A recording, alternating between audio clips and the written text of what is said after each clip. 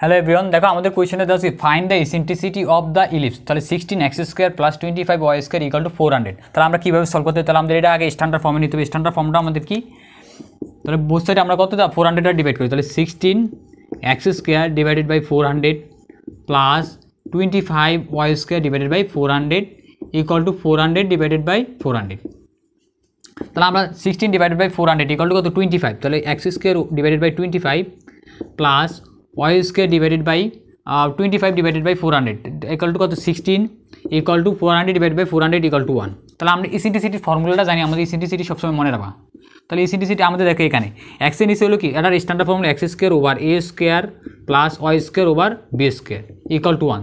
যখন a greater than b হয় সেক্ষেত্রে আমাদের ইসেন্ট্রিসিটির মান হবে e equal to √1 - b² / a²। ঠিক আছে, অলসো আমাদের একটা এখন মনে রাখলে, তাহলে আমাদের এখান থেকে ইসেন্ট্রিসিটি ফাইন্ড আউট করতে পারি কত, দেখো এখানে।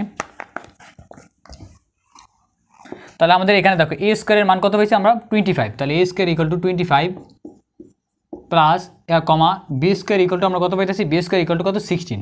তাহলে ইসেন্ট্রিসিটি e equal to √1 - এখানে b² মিস হলো কত 16 আর ডিভাইডেড বাই আর a² হলো আমাদের কত 25 equal to √ তাহলে আমরা এলসিএম নিই 25, তাহলে 25 - 16 equal to, তাহলে 25 - 16 = 9 ডিভাইডেড বাই 25। তাহলে আমরা রুট করলে আমাদের কত আছে 3/5। এটা হলো আমাদের এটার জন্য রিকোয়ার্ড সলিউশন।